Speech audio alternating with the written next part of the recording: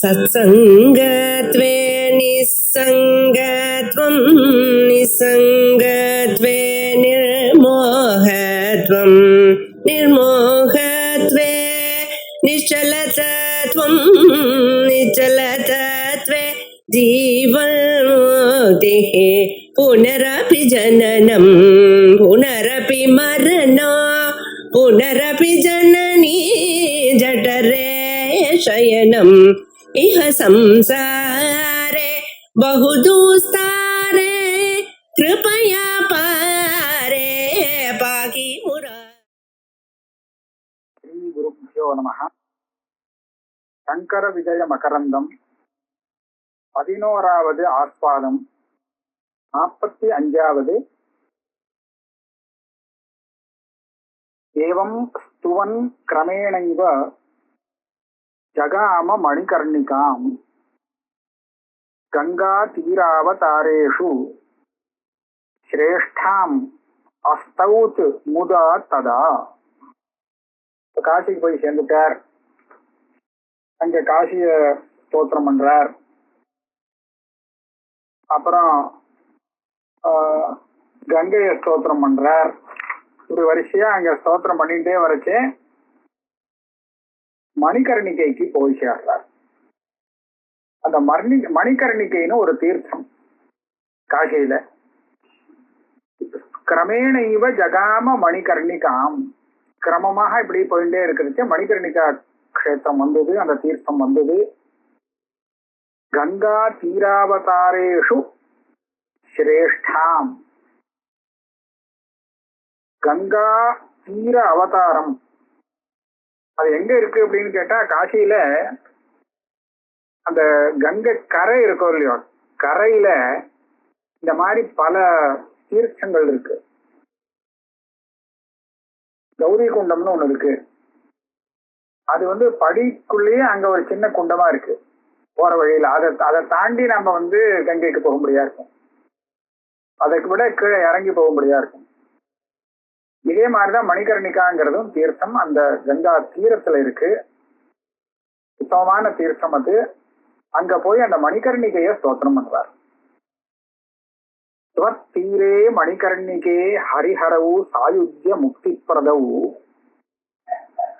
வாதம் தௌ குருதः பரஸ்பரம் உபௌ ஜந்தோ பிரயாணோத்சவே மத்ரூபோ மனுஜோயமஸ்து ஹரிணா புரோக்தः சிவஸ்தக்ஷணாத் தன்மத்யாத் भृगुलाञ्छनो गरुडगः पीताम्बरो निर्गतः.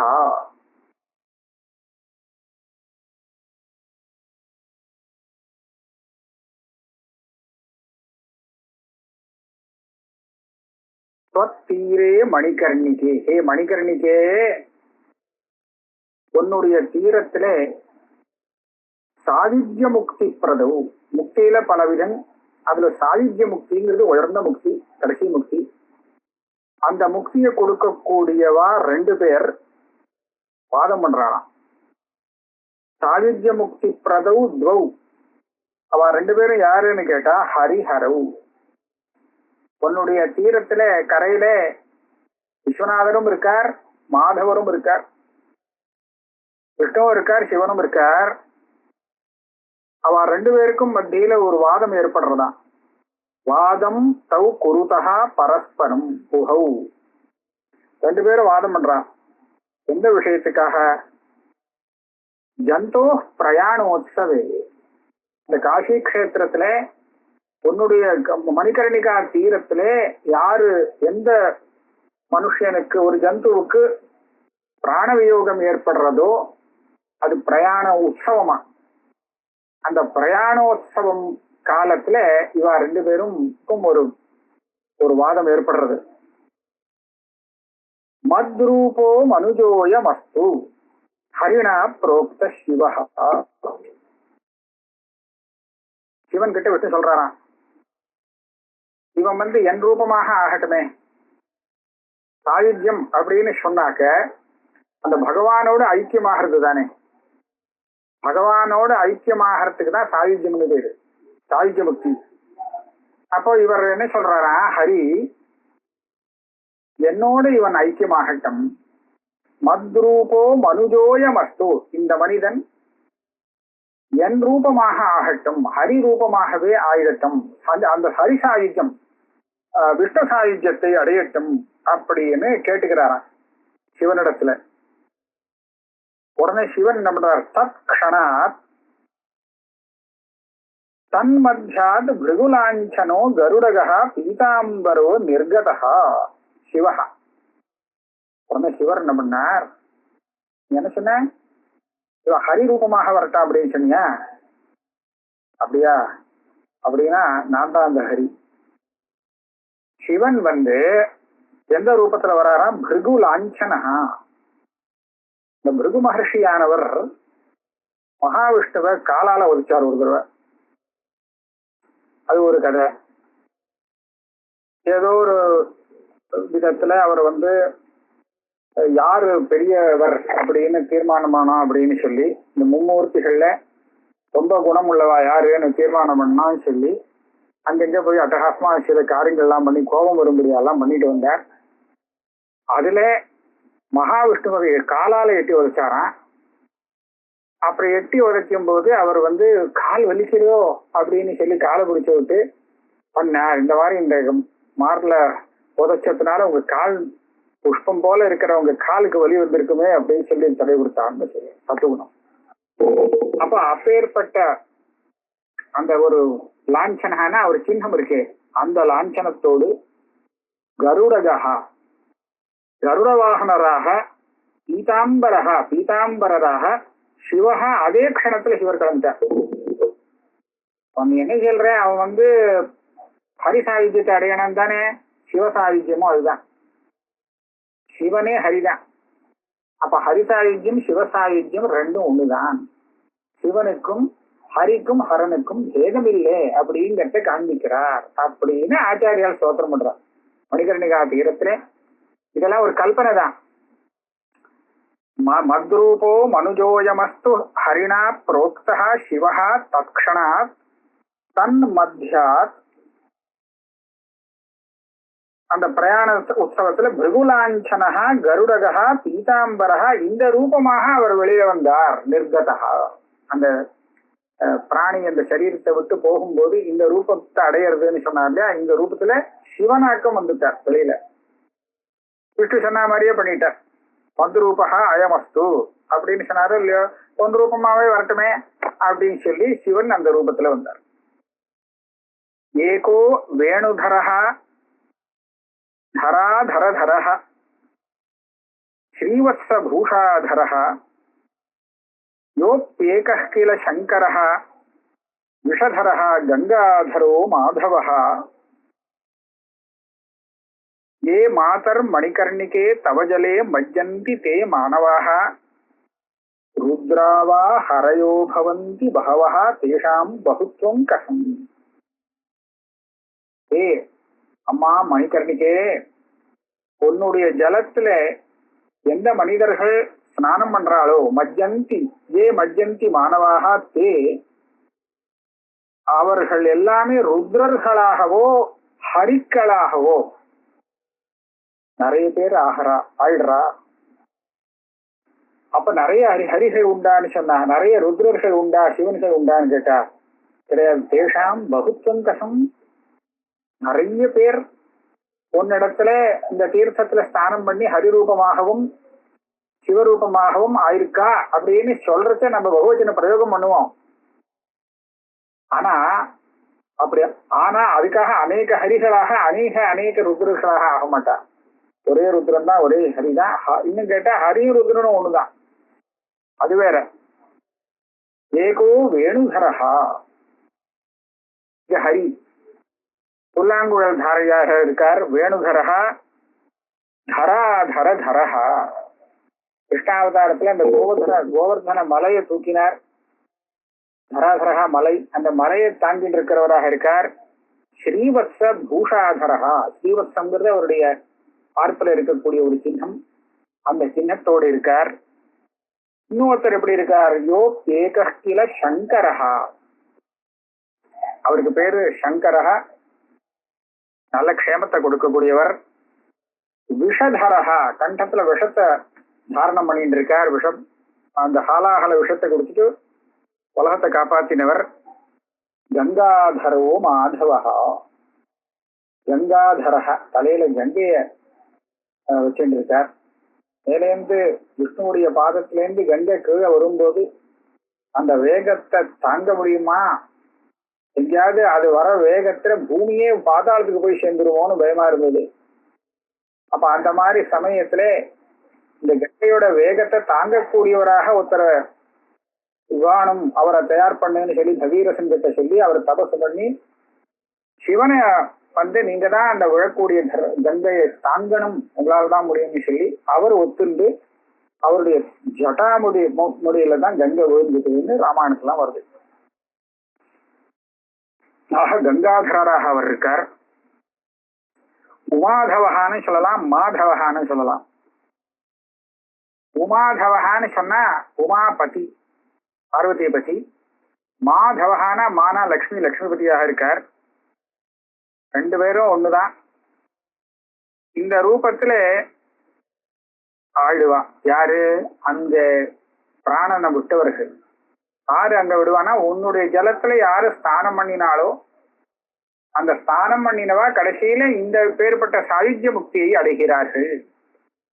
சொல்றதுக்கு நம்ம பகுவச்சனமா சொல்லுவோம், ஆனா பகுத்துவம் கிடையாது. ஏவம் பாகீரதீம் நத்வா ஸ்துத்வா சனாத்வா யதீஸ்வரஹா சர்வலோக சுகாவாசம் யஜௌ விஸ்வேஸ்வராலயம். இந்த மாதிரி கங்கையையும் நமஸ்காரம் பண்ணி ஸ்தோத்திரம் பண்ணி அதுல ஸ்நானம் பண்ணிட்டு அதுக்கப்புறம் விஸ்வேஸ்வரரை தரிசனம் பண்றதுக்காக விஸ்வநாதருடைய கோவிலுக்கு போனாராம். அங்க போய் தரிசனம் பண்றதுக்காக விஸ்வேஸ்வரம் சமர்த்திய மனசா சுவாத்மரூபிணம் ஸ்தோத்ரேனானேன துஷ்டாவ சங்கரம் சங்கரஸ்வரம். இவரே சங்கரர், ஆனா விஸ்வேஸ்வரர் அவரேதான். அவரையே ஸ்தோத்திரம் பண்ணிட்டாராம்.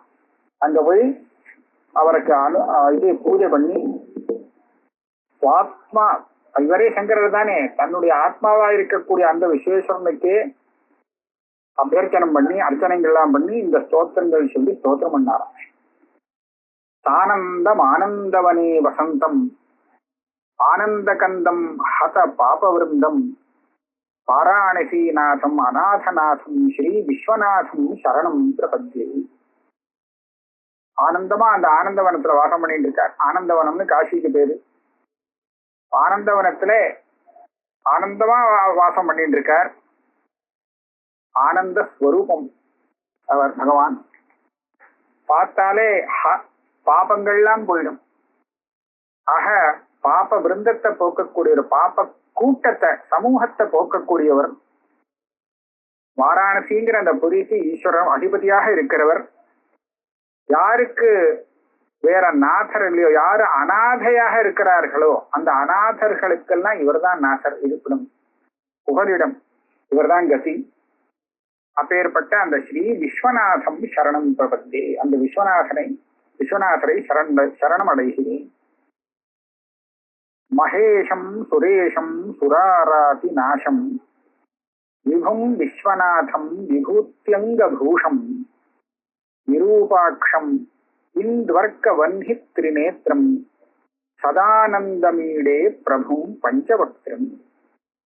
மகேஷன், மகேஷன் அப்படின்னு சொன்னா சிவனுக்கு தான் பேரு. அது பெரிய பெரிய ஈஸ்வரனா இருக்காங்கிறதுக்காக மற்றவாள்லாம் மகேஷன் சொல்ல முடியாது. மகேஸ்வரஹான்னு சொன்னா மகேஸ்வர திரியம்பக ஏவ நாபரஹா, இவருக்குதான் அந்த பேரு தீர்மானம் பண்ணி வச்சாச்சு.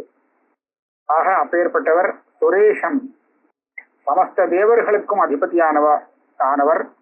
சுராராதி நாசம், சுரர்களுக்கு சத்துருக்களாக இருக்கும் அசுரர்களை அழிக்கக்கூடியவர்.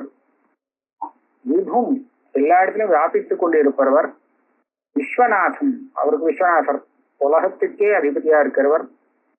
விபூத்தி அங்கபூஷம், உடம்புல விபூதியை ஒரு ஆபரணம் பூஷணமாக கொண்டவர். நிரூபாட்சம், அதாவது 3 கண்ணு உள்ளவர். அந்த 3 கண்ணு என்னன்னு கேட்டா இந்து அர்க்க வன்னி நேத்திரம். சூரியன், சந்திரன், அக்னி, இத 3ஐயும் கண்களாக கொண்டவர், சதானந்தம் எப்போதும் ஆனந்த ஸ்வரூபம், பஞ்சவக்ரம் 5 முகங்களை கொண்டவர். அப்படி இருக்கக்கூடிய பிரபுவை ஈடே நான் ஸ்தோத்திரம் செய்கிறேன்.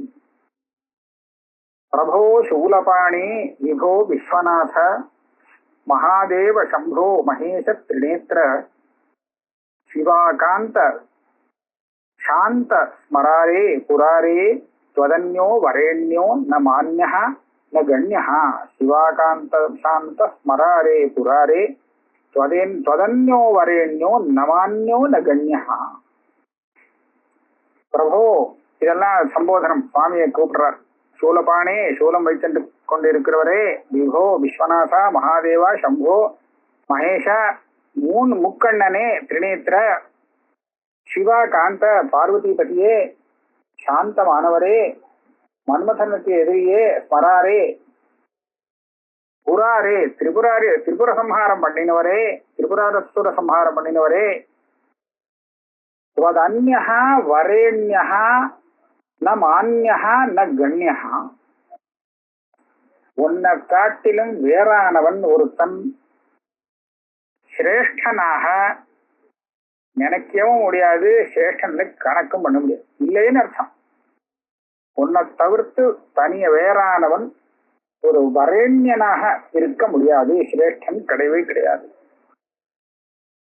शंभो महेश करुणामय शूलपाणी गौरीपते पशुपते पशुपाश नाशिन् काशीपते करुणया जगदेतदेकः त्वं हंसि पासि विदधासि महेश्वरोसि. हे शंभो महेश करुणामय करुणை நிறைந்தவனே, शूलपाणे गौरीपते पशुपते पशुपाश நாசின், பசுக்கள்னு சொல்லக்கூடிய ஜீவன்களுடைய பாசம்னு சொல்லக்கூடிய பந்தத்தை போக்கக்கூடியவரே, காசிபதே காசிக்கு அதிபதியே, கருணையா உன்னுடைய கருணை என்ன, அந்த கருணையால நீ என்ன பண்றேன்னு கேட்டா, நீ தனியாக நின்று ஏகஹா தனியாக ஒத்தனா இருந்து இந்த ஜகத்தை நீ சம்ஹாரமும் பண்ற, காப்பாத்துறேன், மறுபடியும் சிருஷ்டியும் செய்யறே. அதனாலதான் உனக்கு மகேஸ்வரன்,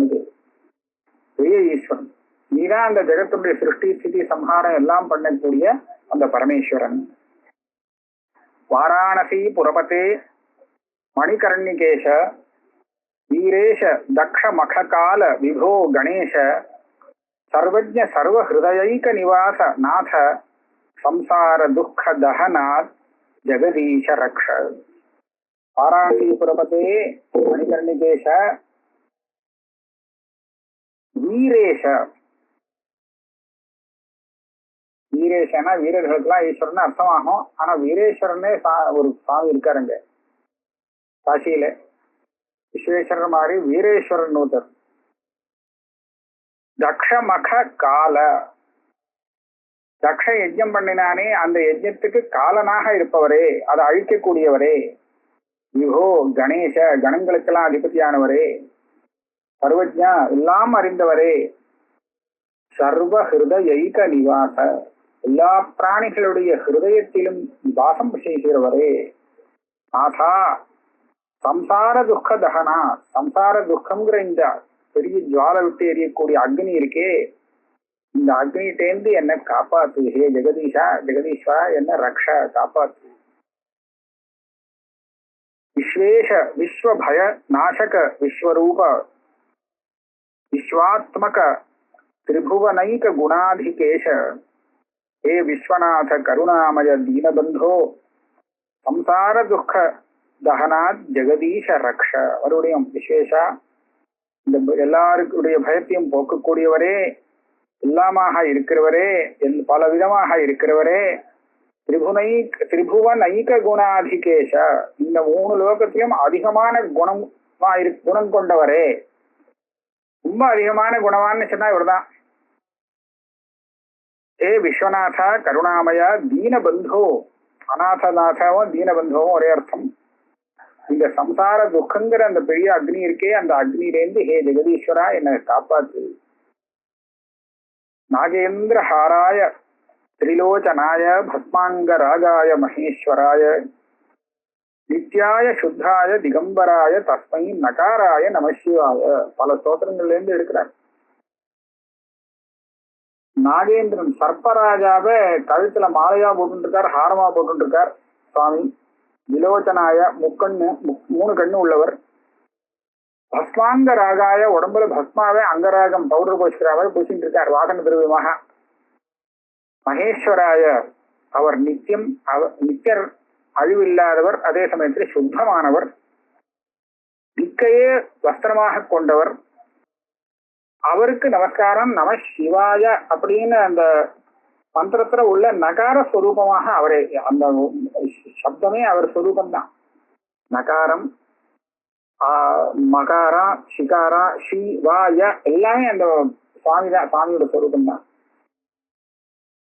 மந்தாகினி சலில சந்தன சர்ச்சிதாய நந்தீஸ்வர பிரமதநாத மகேஸ்வராய மந்தார முக்கிய பகு புஷ்ப சுபூஜிதாய தஸ்மை மகார மகிதாய நம சிவாய. இதுதான் கொஞ்சம் விருத்தம் மாறுறது, அப்படிதான் இருக்கிறது, அப்படியே விட்டுற வேண்டியதான். மந்தாகினி சலில சந்தன சர்ச்சிதாய. மந்தாகினா கங்கை, கங்காஜலத்துல அரைச்சு அந்த சந்தனத்தை பூசிக்கொண்டிருப்பவர். நந்தீஸ்வர பிரமசநாத மகேஸ்வராய. நந்தீஸ்வரர் என்ன, அப்படி ஏகப்பட்ட அவளுடைய கணங்கள், சிவகணங்கள் இருக்கே, அந்த கணங்களுக்கெல்லாம் ஈஸ்வரனாக இருப்பவரே அவருக்கு. மந்தார முக்கிய பகுபுஷ்ப பூஜிதாய. மந்தாரம் என்ன, அதுல இருந்து ஆரம்பிச்சு பலவிதமான புஷ்பங்கள்னால பூஜிக்கப்பட்டவருக்கு தஸ்மை மகார மகிதாய நம சிவாய. மகாரம் மகிதாய, மகிதான பூஜித்தமா இருக்கும். மகார ரூபமாக இருந்துட்டு பூஜிக்கப்படும் அவருக்கு நமஸ்காரம், அந்த சிவனுக்கு நமஸ்காரம். சிவாய கௌரி வதனாப்ஜ பிருந்த சூர்யாய தக்ஷாத்வர நாசகாய ஸ்ரீநீலகண்டாய விருஷத்வஜாய தஸ்மை சிகாராய நம சிவாய. சிவாய கௌரி வதனாப்ஜ விருந்த சூர்யாய. அம்பாளுடைய முகங்கிற கமலங்கள் இருக்கே, அந்த கமலங்களுக்கு சூரியனாக இருப்பவரே. சாமியை பார்த்தா அம்பாளுடைய முகம் மலர்றதுதான் முக கமலம். சூரியன் உதிச்சா கமலம் தாமரைகள் மலருமோ இல்லையோ, அதை உதாரணமா உமானமாக கொடுக்கிறார். அதே மாதிரி தக்ஷ யஜ்ஞத்தை நாசம் பண்ணினவரே ஸ்ரீநீலகண்டாய. கழுத்துல அந்த ஹாலாகல விஷத்தை சாப்பிட்ட அந்த விஷத்தை வச்சிருக்கிறவர் ஸ்ரீ நீலகண்டாய. விருஷத்வஜாய, அதாவது விருஷபத்தை நந்தீஸ்வரரை துவஜத்துல வச்சிருக்காராம், அப்பேற்பட்டவரை. தஸ்மை ஷிகாராய நமசிவாய. நமசிவாயங்கிற மந்திரத்துல ஸ்ரீங்கிற அக்ஷரமாக இருக்கும் உமக்கு நமஸ்காரம்.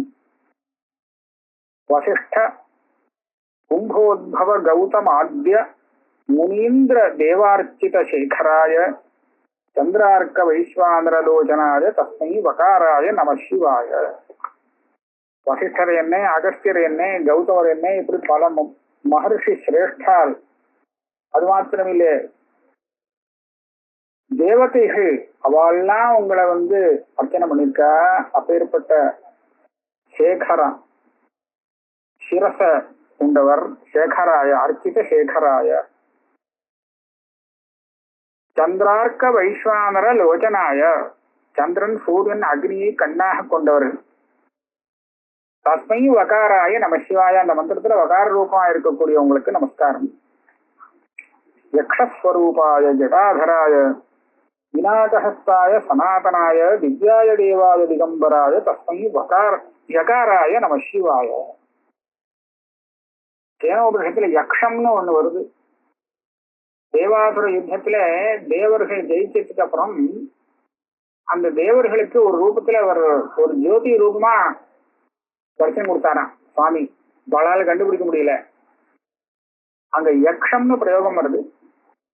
அந்த யக்ஷஸ்வரூபமாக இருக்கக்கூடியவர், ஜட்டாதாரியாக இருப்பவர், விநாயகம்னு அவருடைய பெரிய தனுஷ தாரணம் பண்ணிட்டு இருக்கிறவர். அனாதியாக இருக்கக்கூடியவர், சனாதனாய திவ்யமானவர், தேவகான பிரகாசமா இருக்கக்கூடியவர், திகம்பராய தஸ்மை யகாராய நமசிவாய. இப்படியாக விஸ்வநாதர ஸ்தோத்திரம் பண்ணானா ஆச்சாரியால். ஏவம் ஸ்துத்வா மகாதேவம் விஸ்வேஸ்வரம் உதாரதீஹி அன்னபூர்ணாலயம் கத்வா தாம் துஷ்டாவஸ்தவேன சகா. விஸ்வநாதர் கோவிலுக்கு பக்கத்திலேயே அன்னபூர்ணி கோவில் இருக்கு. விஸ்வநாதர் கோவில்ல சுவாமிக்கு இந்த மாதிரி ஸ்தோத்திரம் பண்ணிட்டு அங்கேருந்து அன்னபூர்ணா தேவிக்கு கோவிலுக்கு போய் அங்க ஸ்தோத்திரம் பண்றாலாம். நித்யானந்தகரி வராபயகரி சௌந்தர்ய ரத்னாகரி நிர்தூதாகில தோஷ பாவனகரி பிரத்யக்ஷ மாஹேஸ்வரி பிராளேயாச்சல வம்ச பாவனகரி காஷீபுராதீஸ்வரி பிக்ஷாந்தேஹி கிருபாவலம்பனகரி மாதா அன்னபூர்ணேஸ்வரி. நித்யானந்தகரி, நித்தியமான ஆனந்தத்தை கொடுக்கக்கூடியவள். வராபயகரி, வரதஹஸ்தம் அபயஹஸ்தம்னு சொல்லுவோம் இல்லையா, அந்த மாதிரி ஹஸ்தங்களை உடையவள். வரத்தை கொடுக்கிறவா அபயத்தை கொடுக்கிறவான்னு சொல்லலாம். சௌந்தர்ய ரத்னாகரி, சௌந்தர்ய கடலாம். அழகுன்னு சொன்னா அது எல்லாமே சேர்ந்து ஒரு சமுத்திரம். எல்லாத்தையும் சேர்த்து சொன்னா இதுதான் அம்பாள் வடிவத்துல இருக்கு. நிர்தூதாகில தோஷ பாவனகரின்னு இருக்கு, பாப நிகரின்னு இருக்குன்னு எனக்கு ஒரு ஞாபகம். அத்தனை தோஷங்களும் அத்தனை பாபங்களையும் உடனே போக்கக்கூடியவள் அப்படின்னு அர்த்தம். நிகில தோஷத்தையும் பவித்திரமாக்கக்கூடியவள் அப்படின்னு இங்க அர்த்தமாகுது. தோஷத்தை போக்கின்னு அர்த்தமாகணும். நிர்தூதாகில தோஷ பாவனகரி அப்படின்னு வச்சுக்கணும். அகில தோஷங்களும் எல்லா தோஷத்தையும் போக்கி சுத்தப்படுத்துறவள், பவித்திரமாக்கக்கூடியவள். பிரத்யக்ஷ மாஹேஸ்வரி, நேர பார்க்கறது பிரத்யக்ஷமா தெரியக்கூடிய மகேஸ்வரி, மகேஸ்வர ஸ்வரூபம். பிராளேயாச்சல வம்ச பாவனகரி, பிராளேயாச்சலன்னா ஹிமவான். அந்த ஹிமவானுடைய வம்சத்தை பவித்திரமாக்கினாள் அம்பாள். அந்த வம்சத்துல பிறந்து ஹிமவானுக்கு புத்திரியாக பிறந்து அவருடைய வம்சத்தையே பவித்திரமாக்கினாள். காஷீபுராதீஸ்வரி, எனக்கு பிக்ஷான் தேஹி, எனக்கு பிக்ஷை கொடு. கிருபாவலம்பனகரி மாதா அன்னபூர்ணேஸ்வரி, அம்பாள் அன்னபூர்ணேஸ்வரி, கிருபை பண்ணு. கிருபையே கிருபா அவலம்பனகரி, அதாவது கிருபையா அவர் கை கொடுக்கக்கூடிய, அவலம்பனத்தை கொடுக்கக்கூடிய கையை உடையவர். யாரு அனாதையா போட்டாலும் கையை பிடிச்சு அவருக்கு சாப்பாடு போட்டு அனுகிரகம் பண்ணுவான். திருஷ்யாதிருஷ்ய விபூதி வாகனகரி பிரம்மாண்ட பாண்டோதரி லீலா நாடக சூத்திர கேலனகரி விஜான தீபாங்குரி ஸ்ரீ விஸ்வேஷ மனப்பிரசாதனகரி காஷீபுராதீஸ்வரி பிக்ஷாந்தேஹி கிருபாவலம்பனகரி மாதா அன்னபூர்ணேஸ்வரி. இந்த பிக்ஷாந்தேஹி கிருபாவலம்பனகரி மாதா அன்னபூர்ணேஸ்வரி ஒரு ஸ்லோகத்திலும் வருது. திருஷ்ய அதிருஷ்ய விபூதி வாகனகரி, அம்பாளுடைய விபூதி தான் எல்லாமே. அது சிலது தெரியும், சிலது தெரியாது. திருஷ்யமா இருக்கும், அதிருஷ்யமா இருக்கும். பிரம்மாண்ட பாண்டோதரி, இந்த பிரம்மாண்டங்கிறது பெரிய அண்டம் இருக்கே, இதுவே அம்பாளுடைய ஒரு உதரஸ்தானம். சமக்கிர பிரபஞ்சத்தையும் சேர்த்து பார்த்தா அம்பாளுடைய தேகமாக அது அமையும். லீலா நாடக சூத்திர கேலனகரி, விளையாட்டாக ஒரு சூத்திரதாரியாக இருந்துட்டு விளையாடக்கூடியவர். உலகங்கிறது அம்பாளுடைய ஒரு லீலை. அந்த பொம்மலாட்டக்காரன் அந்த கயத்தை இழுத்து ஆட வச்சுட்டு இருப்பான் பொம்மைய.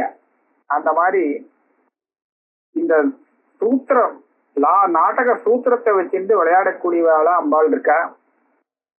விஞ்ஞானங்கிற அந்த பிரதீபம் அது நன்றாக பிரகாசமா எரியறதுக்கு காரணமாக இருக்கிறவள். ஸ்ரீ விஸ்வேஷ மனப்பிரசாதனகரி, விஸ்வநாதருடைய மனசுக்கு சந்தோஷத்தை கொடுக்கக்கூடியவாள். காசிபுராதீஸ்வரி இப்பேற்பட்டவா அன்னபூர்ணேஸ்வரி எனக்கு பிக்ஷை கொடுக்கட்டும்.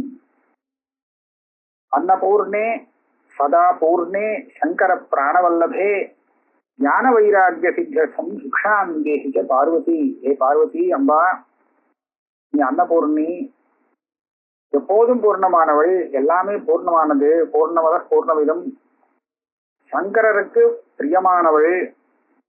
எனக்கு என்ன பிக்ஷ வேணும்னு கேட்டா, எதுக்கா பிக்ஷ வேணும்னா ஞான வைராகிய சித்தம் பிக்ஷாந்தேசி. நீ கொடுக்கக்கூடிய பிக்ஷையாலே எனக்கு ஞானமும் வைராக்கியமும் சித்தமாகும். அதற்கு வேண்டிய பிக்ஷை போடு. மாதாச்ச பார்வதி தேவி பிதா தேவோ மகேஸ்வரா பாந்தவா சிவபக்தாச்ச ஸ்வதேசோ புவனத்திரம். உன்னுடைய பிக்ஷையாலே எனக்கு அந்த ஞானமும் வைராக்கியமும் சித்தமாச்சேன்னு சொன்னா, எனக்கு அம்மா யாருன்னா பார்வதி தேவி தான் அம்மா. அப்பா யாருன்னா தேவோ மகேஸ்வரா, அவர் தான் அப்பா. பந்துக்கள் யாருன்னு சொன்னா சிவபக்தாளா இருக்கிறவா அத்தனை பேரும் பந்துக்கள். உங்க ஊர் என்ன, உங்க ஊர் எது அப்படின்னு கேட்டா ஸ்வதேசம் புவனத்திரம், 3 லோகமும் நம்ம ஊர் தான் அப்படிங்கிற ஒரு பாவனை ஏற்படும்.